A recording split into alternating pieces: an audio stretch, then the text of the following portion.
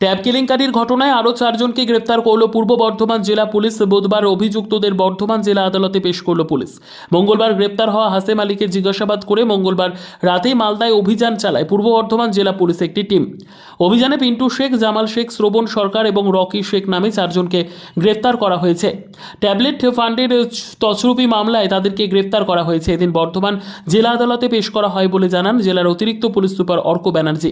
মালদার ভগবানপুর কেবিএস স্কুলে চুক্তিভিত্তিক কম্পিউটার শিক্ষক রকি শেখের বিরুদ্ধে একাধিক স্কুলের অ্যাকাউন্টের লগইন ক্রেডেনশিয়াল সরবরাহ করার অভিযোগ রয়েছে, যা অর্থ তছরুপিতে সহায়তা করছে বলে প্রাথমিক তদন্তে পাওয়া যাচ্ছে।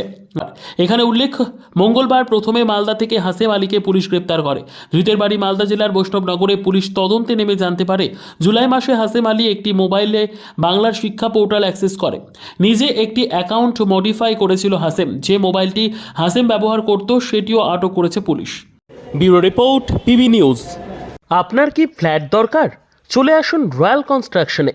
এখানে সুলভ মূল্যে জমি জায়গা ক্রয় ও বিক্রয় করা হয়, অথবা জমি সংক্রান্ত কাগজপত্র সঠিকভাবে তৈরি করা হয়।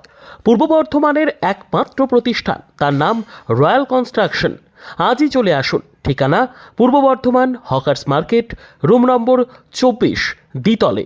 যোগাযোগ করুন এই নম্বরে 9674700421 অথবা 8967838995।